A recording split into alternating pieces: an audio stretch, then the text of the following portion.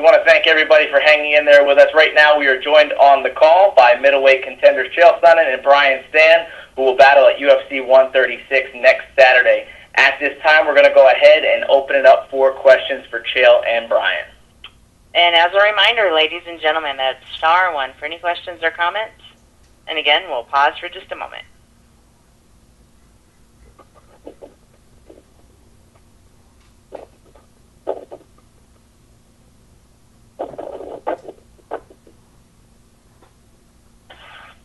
And once again, ladies and gentlemen, that's star one.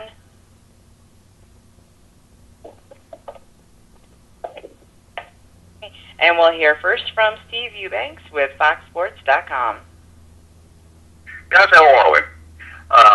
This is for Brian. Brian, since we last spoke, you went to Houston and trained. I was going to ask you how your training has gone, and I was curious if, since your last fight in Las Vegas, which generated a lot of press being held on Memorial Day, if you've seen an increase in fan knowledge and fan participation because of the added amount of coverage that came about because of the last fight.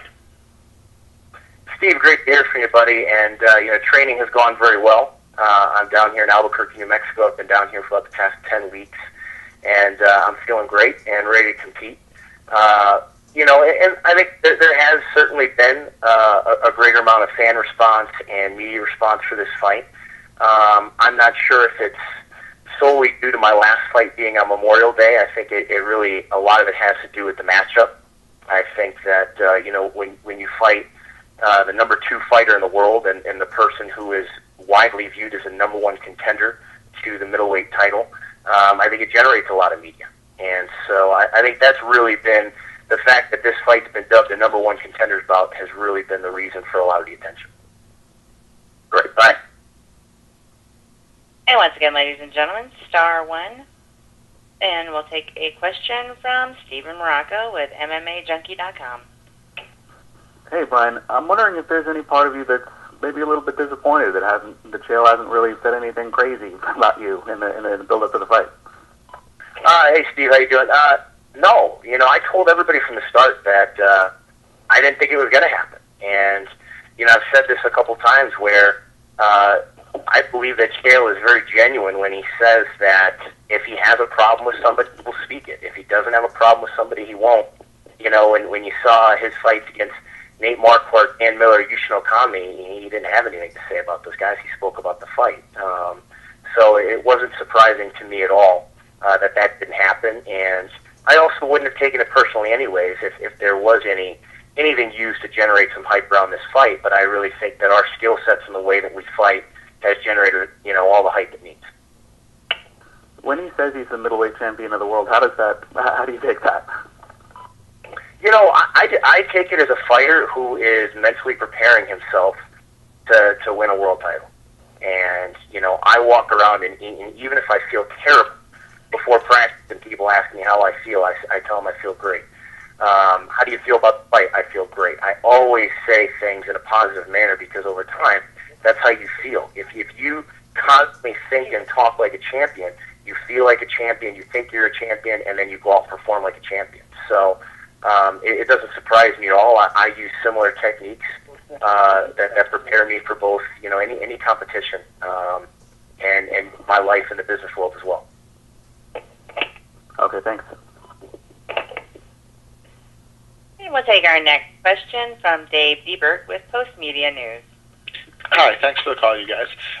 Chael, how are you feeling after, it'll be 13, 14 months since you were last in front of the crowd?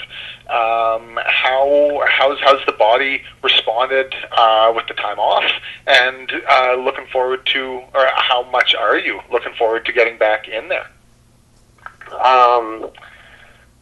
Thanks for the question. It was pretty good. I felt good the whole time. I get sick before every fight. I probably speak for Brian too. I think it's like just a common thing when you start to wear down. I've also got the weight cut to look at, so when you start messing with your calorie intake and your nutrients, I think your body gets a little more open to get run down. I'm at that point now, but again, that's kind of a familiar feeling. So I'm a little run down, but I'm going to take 72 hours off and just do nothing. After this call, I'm going to turn my phone off and kind of be bored, be a prisoner. I've rented some movies. I've got a couple magazines. I'm just going to stay in the house and try to recover. What movies do you have? I got something called The Road to Perdition, which is a Tom Hanks. It's got mixed reviews. I'm going to check it out though, and I've actually got one called The Bounty Hunter. Jennifer Aniston.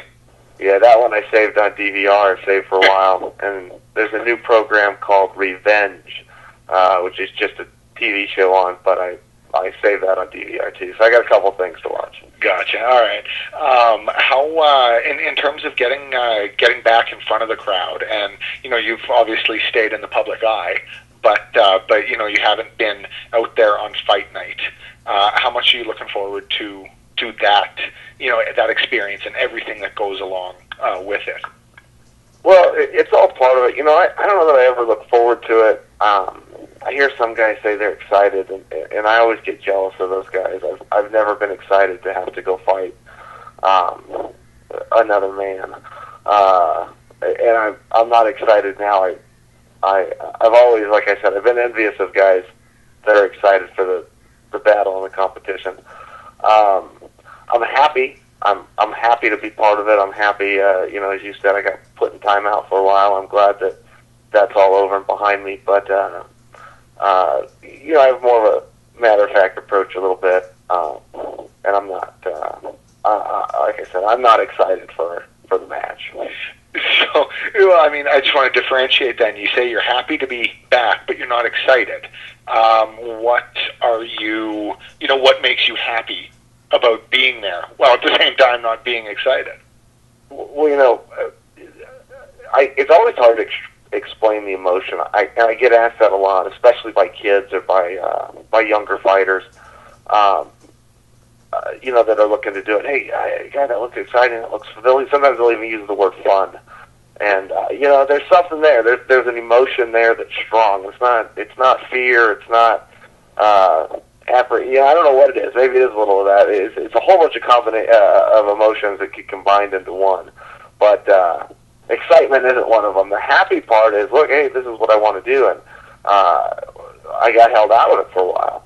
So, I've always been grateful for these opportunities, but I think I'm a little more grateful now. I think I'm a little more appreciative. Appreciative would be a much stronger feeling that I'm having than any type of excitement. Okay, perfect. Thanks very much. Yeah, of course. Thank you. As a reminder, ladies and gentlemen, *1 for questions. And we'll now take a question from Matthew Roth with BloodyElbow.com. This question is for Brian Stann. Brian, training for this fight, it's one of the biggest fights of your career. How have you found time to balance the fighting, the training, and also, running the Hired Heroes Foundation? Oh, great question. This is actually the first training camp I've had where I let go of my real estate job. Up until this fight, I was actually the vice president of all corporate real estate for a company called Net Assets, on top of being president of Hired Heroes USA. And after my last fight, I just went to him and simply said I couldn't do both jobs. One, that the charity had grown so large that it required my full attention, and I couldn't manage our lease portfolio of 26 locations nationwide, and growing as it continued to do acquisitions. And at the same time, a very great friend, one of my best friends in the world, came to work with me at Hired Heroes USA and be my executive director. His name's Nathan Smith, and he's a captain of the Marine Corps, VMI grad, and he's just one of the most impressive human beings I've ever met. So for this training camp, he's really been running the day-to-day and allowing me to take full advantage of this opportunity to train all day, watch tape, and do the things I need to do, and actually even do things that I never did before, get injuries worked on and focus on recovery and things like that. I've always been a bit stubborn where, take a hot shower, it'll heal everything. So, time management for this fight has gone a lot better, and, the media has always been my opportunity to really do one of the main parts of my job for Hire Heroes, which is really publicize and get the word out about the organization and all the great things they're doing for veterans. So it's been much better this go around than the last two fights. Awesome. Good. That's good to hear. Thank you. Thank you. Thank you, and we will continue on to Reed Forgrave with Fox Sports. Yeah, hey, this question is for Chael Sonnen. I'm curious, you've had some issues that have been pretty well documented over the past year and a half, and I'm curious how this has changed you as a fighter and as a person. Well, I'd like to think that it hasn't. I've had to, as you stated, I've had some stuff that's documented. Listen, I've had plenty of things all through my life, even after the documented things. They just don't get documented. Sometimes you can keep it private, but I look for battles. I'm in the public eye, and I'm in the public sector. One as a statesman and a guy that's involved in politics, and two as an athlete. So having battles and some that don't go your way, some where you come out a little dusted up, and some you're the big hero that everybody's thanking. And that's just the life I've chosen. I'm not going to get away from it. This was the first time that I had to teach lessons. Some of these weren't lessons that I wanted to teach. These were lessons I would have rather learned from somebody else. But it's also not going to be the last time. I'm moving forward. I'm doing the same stuff. I'm helping and contribute in my community. And when you do that, oftentimes you look for battles. If you upset the wrong people who have power above you, every now and then they'll flex that power, and that's just human nature. So, I knew what I was getting into when I ran for office. I knew what I was getting into when I take on government. So that goes with the territory. As far as with a fighter, look, I don't like to be away from competition. And there's a tremendous difference in training. I say I haven't trained until the last 10 weeks. The reality is I worked out every day, but there's a big difference. And you'll hear a lot of athletes, every time they show up to a gym and break a sweat, they say, well, I was training today. And you're not. There's three things you can do. You can practice, you can work out, and then you can train. And training is exponentially more difficult. You eat, sleep, and breathe the event. And if you don't have that event out there, if you don't have that deadline, in our case, October 8th, you just can't manufacture that. You can't manufacture it mentally. Physically, you go in, you try to duplicate it, but it just doesn't happen. And I felt that. in the last 10 weeks, that, though I'm showing up to practice for the same length of time, I'm showing up with the same people and the same coaches, it's different. And I've got to learn to deal with that. It's not, it's not an ideal spot, but guys get stuck here all the time. Guys get hurt. My opponents, I can remember times at WEC, he had to get done with his match and get home. He had a plane to catch, and he had to go back and serve. So, you have to learn to deal with those things. Some people have been out due to injury, due to illness, due to service to their country, whatever it may be, and you miss time. I miss time for different reasons, but I'm in the same shoes. So it's like anything in life, you've got to deal with it, make the best of it, and move forward. Cool. Thanks. I appreciate it. Appreciate you. Thank you, gentlemen. Once again, that is *1 for any additional questions or comments. And we will go to Kevin Richardson with the Baltimore Sun. Hi, this question is for Chael Sonnen. Chael, I know you mentioned that you weren't that excited about fighting Brian, and I know he's a fellow American. Now, if this was a Brazilian, would that be a different change of heart? Well, if it was a different opponent in general, I don't specifically care about his nationality or ethnicity or anything like that. A lot of that's just for a little bit of fun to have with the media and with some of the guys in the back. But, look, I'll speak for everybody. Nobody wants to fight Brian. But somebody's got to. Our paths have to cross. We're just in the same weight class. It's not that big of a pool. And he keeps whipping everybody. You know, if he quit beating everybody, then I wouldn't have to fight him. But he decided to go out and become one of the top guys. So, you know, I've done my part and put my time in, and I'm up there too. So, you know, our paths have to cross. In fact, I think Brian put it better than anybody. You know, at the end of the day, with everything going on in the world, the fact that we got to compete for up to 15 minutes just isn't that big of a deal. Got it. And one other quick question is me. Just wanted to get your opinion on, do you really believe that Anderson Silva is in the best 205 in the world? Do I believe? I wouldn't think so. If he could move up to 205, I don't think so. You know, I think he has some problems with some guys, but I am sorry. You know, I didn't mean to say 205. I mean 185.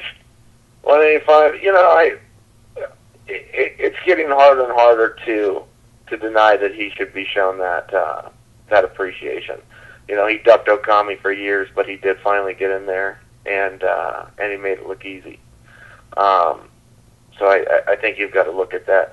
If you're asking if I would ever concede that Anderson's better than me, no. I would simply I would refer you to the tape. I think that he and I's skills are vastly different. I think that I could come down a lot and still be in ahead of him. I also think he ducks and dodges opponents constantly. And but listen, his wins and losses speak for themselves. And the fact of the matter, whether I like to admit it or not, is he's done a better job than anybody. He's done a better job than me, and he is the champion. So it doesn't mean I'm going to quit poking my finger in his chest. But at some point, I think fairness needs to kick in too, and I think you need to look at what he's done and, you know, tip your hat to him a little bit. Chael, thanks for your honesty, and good luck, man. I appreciate that. Thank you, Mr. Richardson. And we will take another question from Dave Diebert with Post Media News. Hi, thanks again, guys. One for you, Brian. Chael actually kind of segued into it for me. He said, you know, you just keep whipping everybody, just moving up the ladder and just keep whipping everybody. When has there been a particular fight or one of those eureka moments when that you can put your finger on as the time when you really made a jump to another level? You know, I think it was spring of 2010 where, you know, I had just gotten off fighting 3 times in 5.5 months. You know, the UFC kept me real busy. I went from Steve Cantwell to Rodney Wallace. To Phil Davis. Yeah, to Phil Davis. And, you know, I had a baby during that time, you know, literally a week and a half before I fought Rodney Wallace. And so, you know, I finally got a break. And I was able to really devote myself to training specific skill sets, especially, you know, jiu-jitsu and wrestling and rounding out my game. And so I think really that spring into the summer of 2010 was where I was really afforded the opportunity to round out my skill sets. And then from that point on, you know, training with some of the guys I train, you know, this last year has been, it's been great for me as far as growth.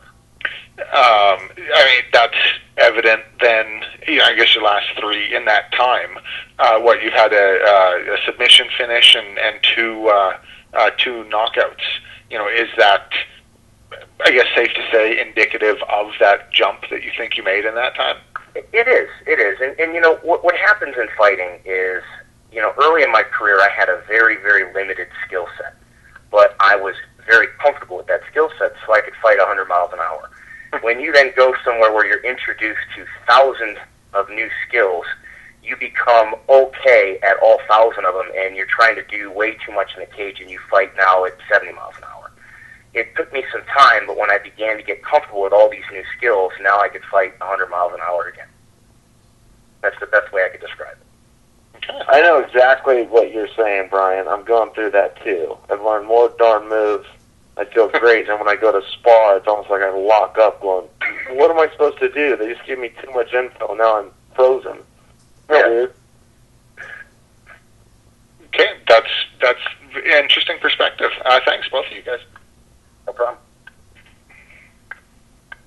Thank you. And we will now hear from Scott Walsh with the Scranton Times-Tribune.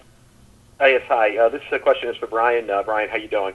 I'm doing well, Scott. How are you? Good to talk to you again. A few minutes ago, Chael just said that there's nobody wants to fight you yet. The paths have to cross. How does that kind of make you feel when you hear an opponent, maybe kind of talking it that way, giving you that respect and everything like that, that nobody out there wants to fight you? Well, coming from Chael, whose career dates back when I was in high school, it means a lot to me. You're talking about a guy who's fought in all the major organizations. He's fought everybody, so it does. It means a lot to me, and he wouldn't be a statesman, and the people who have met Chael and know Chael know what kind of guy he is, and he doesn't kind of mince his words. If he says something, he means it, and so it means a lot to me.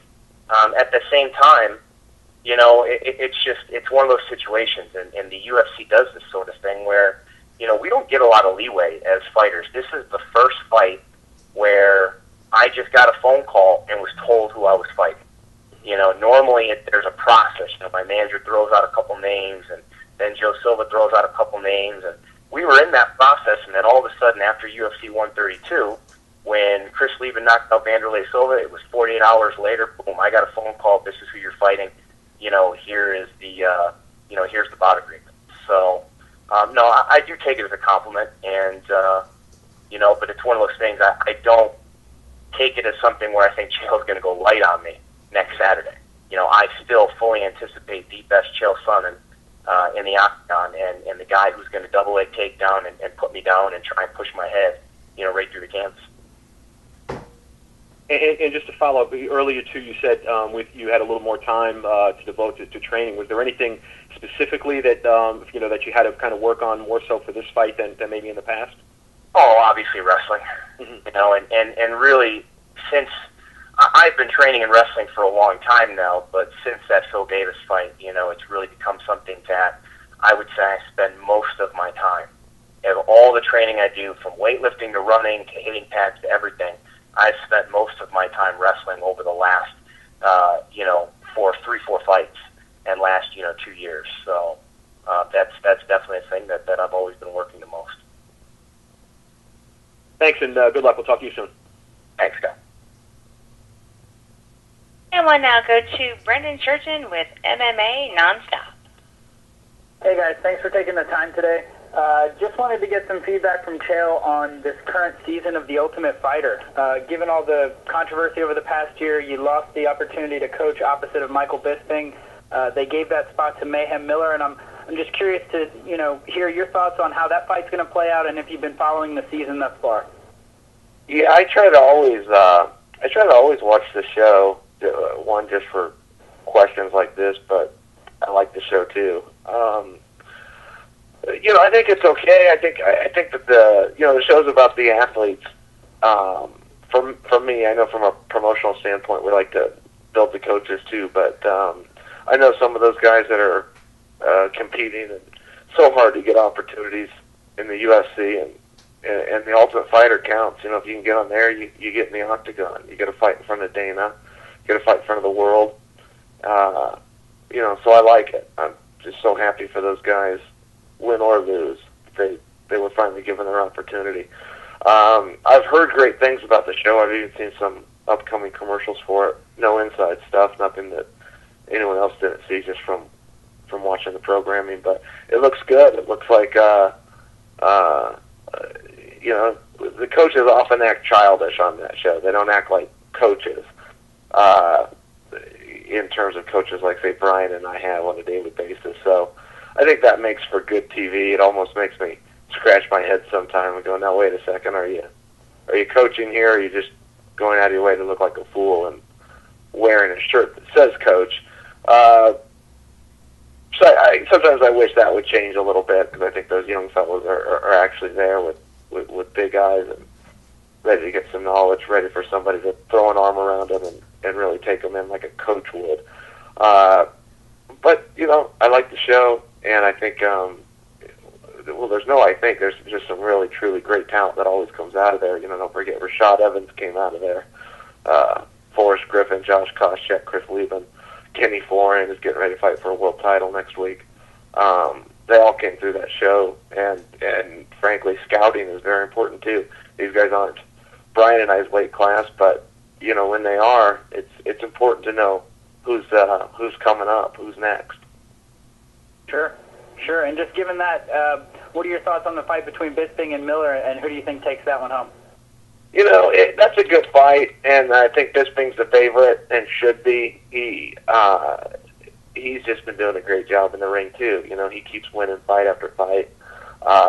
Works hard, pushes the pace really well. Miller's been out a while. Miller definitely has the skills to beat him. He's noticeably bigger and stronger now. I think he took that time off and really committed to growing into an 85-pounder. Miller could do well too. I think I'll cheer for Miller, but I think the safer. You know, if Miller beats him, I think it's an upset. All right. Well, thanks a bunch, guys, and good luck next weekend. I appreciate the time today. Thank you.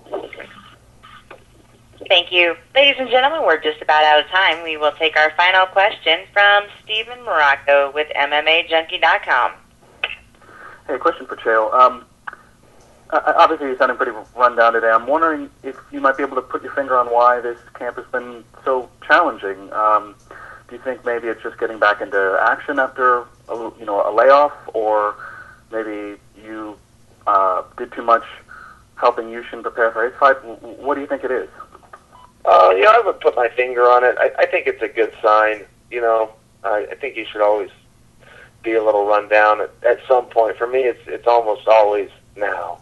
And, on top of just the training preparation, it's just a tough week. And that's not just for me. It's for everybody on the card. It's a tough week. It's weight cutting week. It's media week. It's travel week. It's anxiety week. You know, you've got the match coming up. So I think it's just part of the process. I'm not overly, worked up or disappointed to be run down. I think it's normal. This spot that is pretty familiar, and as to why it happened, a combination of everything you said. We work hard. When you work hard, you get worn down, and you're not sleeping as much when you've got media obligations. I had a couple of media obligations that were East Coast, and East Coast time is 4 a.m. my time, which means I'm up and awake at 3 and trying to get the sleep out of my voice, and in a car at 3:30 and in the studio by 4 so it can air live on the East Coast at 7 a.m. And when you start working hard and you cut down on your sleep, it's just the number one way to attack your immune system. But, again, my dad worked hard every day. My father was a plumber, and he worked hard every day, and he never once complained about being tired or not feeling good, and I would never disrespect him or any of the other men and women out there that work a lot harder and a lot longer days than I do by complaining about, being a little bit run down. Okay, thanks. Appreciate it. You got it. Thank you, and that's all the time we have for questions today. I would like to turn the floor back over to Dave Scholler for any additional or closing remarks. Thanks, Catherine. I want to say thank you to Chael Sonnen and Brian Stann for joining today's call. It's going to be a hell of a middleweight fight at UFC 136 next week in Houston. There are a very limited number of tickets still available, and I emphasize the word very. Before we go, I do want to make one quick announcement for the UFC Fan Expo. As you know, every year at the Fan Expo, we have grappling super fights in association with Grappler's Quest. This year, the UFC Fan Expo grappling super fight will pit UFC welterweight and Texas native TJ Waldberger against the Ultimate Fighter Season 12 contestant Mark Stevens. Also, Nova Now black belt Wesley Gann of Dallas will take on North American grappling champion Justin Rader. Those will take place at the Fan Expo next Friday and Saturday. We look forward to seeing everybody in Houston. Good matches, right, Joe? And let's not forget tomorrow night on Versus, Dominic Cruz defends the bantamweight title against Demetrius Johnson, a great heavyweight co-main event. Pat Barry against Stefan Struve. Thanks to everybody who joined the call, and we will see you either in D.C. or in Houston. Thanks, guys. Thanks, guys. See you guys. Take care, guys.